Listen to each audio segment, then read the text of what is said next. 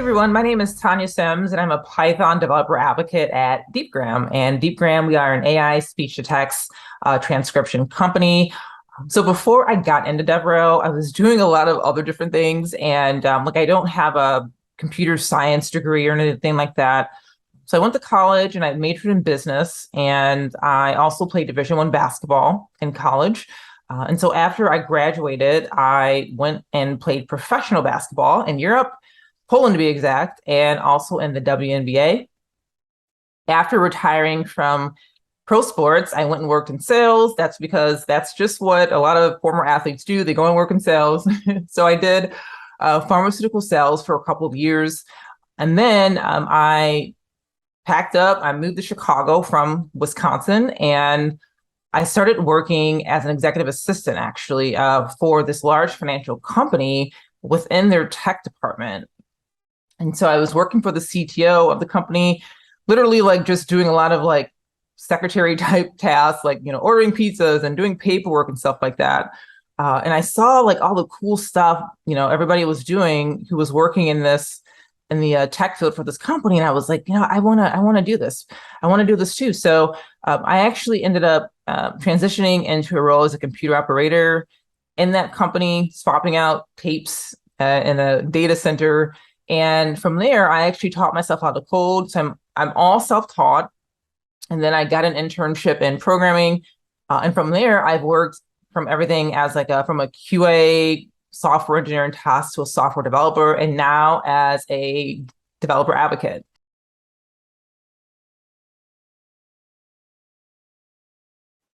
So I started to consider a career in DevRel actually when I was coming back into the workforce. I was out of work for several years due to some head trauma. And during that time, I actually started learning Python. So before that, I started out with some other languages, coding languages that weren't Python. And I finally found my passion for Python just for many different reasons. Like the community is very supportive. I love the syntax and the language itself and a lot of other things about the language I love. And I started teaching Python back in my hometown to a group of middle school and high school age girls. And it was just such a phenomenal experience. And so I started learning more about DevRel. And I thought, wow, like this would be a great way to combine my skills in, having worked in tech before, being in sales, having, a little bit of writing experience, and my career in sports, right? Because in sports, you have to be a team player, depending on the sport that you play. And you have to have really good communication skills. And so that's kind of how I started considering a career in DevRel. I thought it would just be a really good fit for me.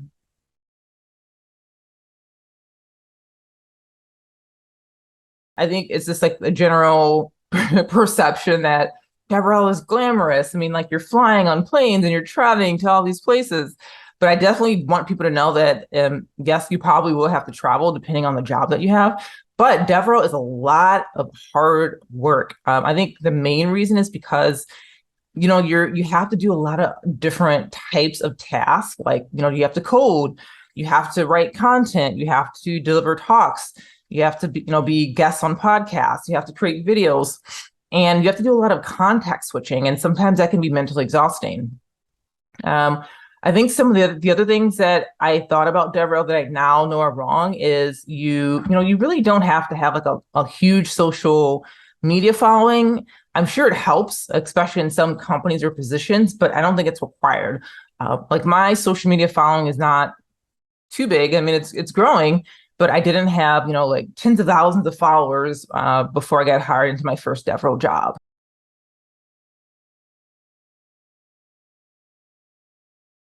When I was growing up, I always thought I was going to be a fiction novelist just because I was, from as young as I can remember, I just had this like wild imagination. And I started taking all these like creative writing courses in middle school and high school. Like having that writing is very important. You have to be a good writer.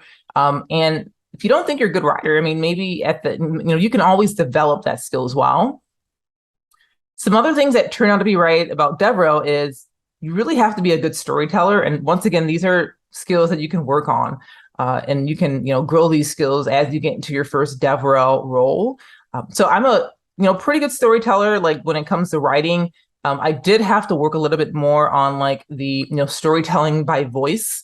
So some of my best performing content pieces that I've had, they use the element of storytelling in them. I started my first role in DevRel pretty much during the height of the pandemic. So May 2021 is when I started my first DevRel role, when I was coming back into the workforce. And during that year, at the first company that I was at for DevRel, all my talks that I did, I think I did like 5 talks. They were all virtual, because we couldn't really travel with all the restrictions due to COVID. I love to travel. So that part I was kind of bummed out about that. Wasn't able to travel, but better to be safe than sorry. So something else that turned out to be right about DevRel is, you have to be really good at building relationships and community building. That's very, very important. Part of your role in DevRel is to nurture the developer community, and you have to have good relationships with people. And you absolutely do not want to burn a bridge because, well, number one, you don't want to burn a bridge. You want to have good relationships. But also DevRel, it's very small. So everyone kind of knows each other, and you don't want to have a bad reputation.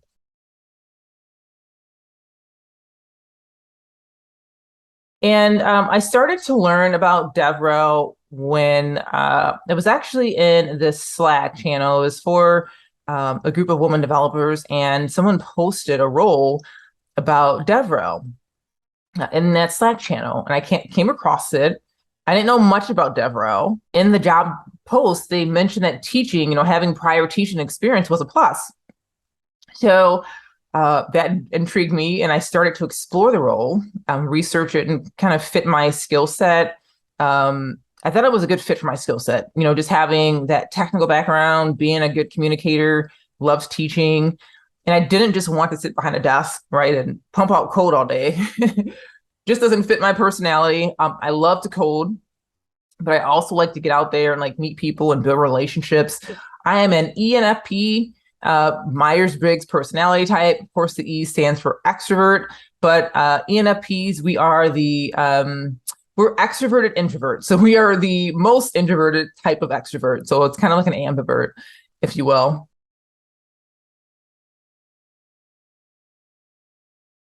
The individuals or communities that influence my DevRel journey, some of them include like Developer Avocados Weekly, DevRel Weekly, when I was trying to get into DevRel. And then when I was first starting in DevRel, I subscribed to those publications.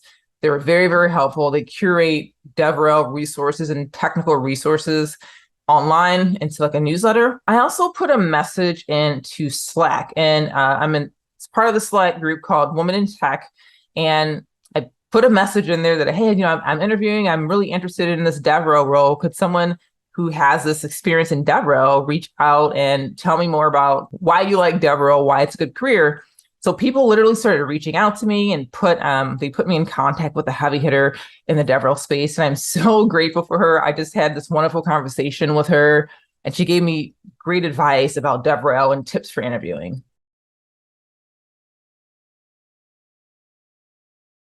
I found out about the DevRel job opportunities outside of Slack, where I found my initial role in DevRel. Twitter, of course, a lot of DevRel folks on Twitter. It's very active.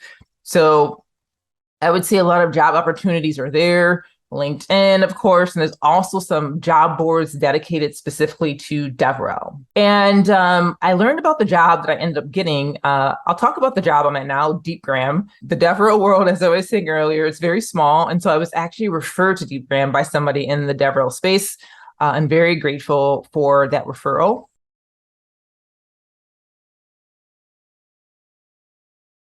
So the gaps that I identified between my skills at the time and the skills I thought I needed for a job in DevRel were, I would say, being able to tell a story through voice. I didn't have as much experience in storytelling through voice. I mean, I've done many talks and presentations before. I felt like I was a better story writer, than I was at telling stories by voice. I think storytelling is so important. You've heard me mention it a few times now, but developers definitely want technical info, like when you're presenting to them, but they also want to be entertained too. And you have to be able to keep their attention. during a presentation. So that's why storytelling is so important.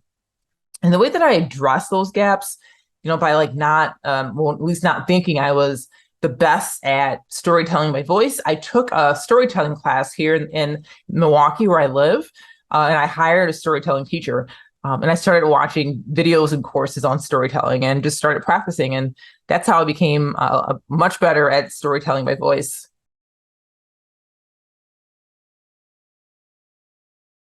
I think it was really like my resume that kind of set me apart. And of course, it doesn't hurt to have a referral. But so I think my experience in teaching though really helped me a lot to stand out from the crowd, especially teaching to kids, because that let people know that I was able to break down like complex subjects into easily digestible pieces. So it wasn't like the pro athlete stuff background that got me in the door. It was really like the teaching that got people's attention.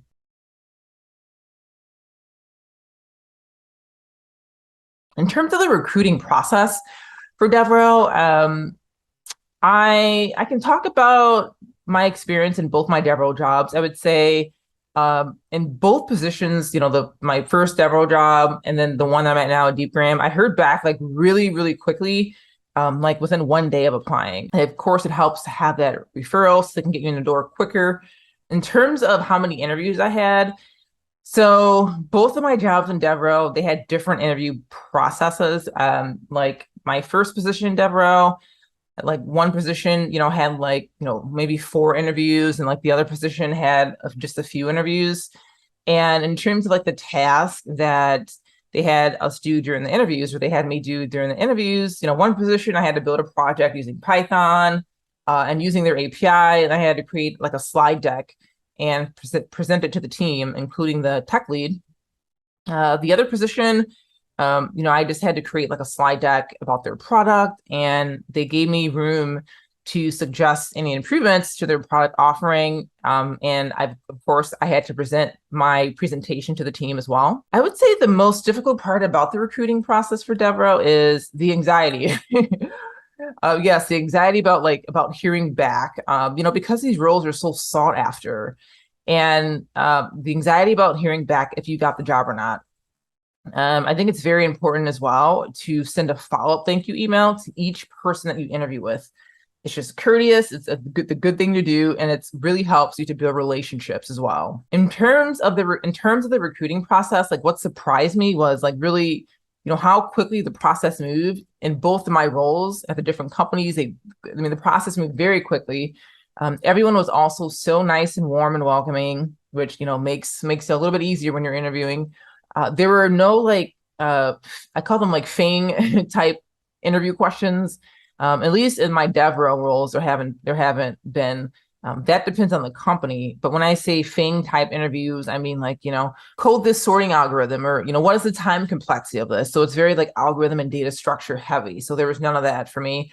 And it was definitely a good experience. Both of my jobs in DevRel, a very pleasant experience during the interview process. Maybe I got lucky, I'm not sure. Maybe it was just the companies that I work for, just good companies with good people.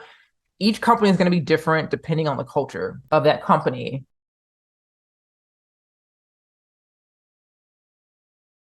My view of DevRel hasn't changed that much, honestly, since working in it.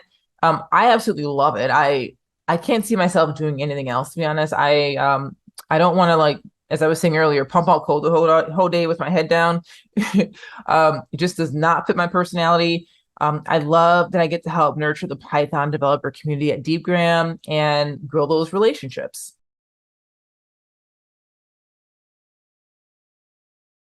The first DevRel job I had was I worked for like a communications API company that had like voice, messaging, and video APIs.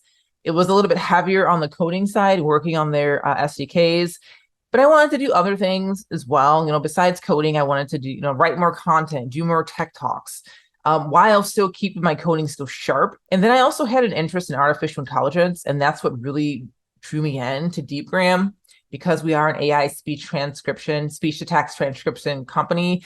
And I really get to learn a lot about like AI, machine learning, and deep learning, and natural language processing. And that's something that really excites me.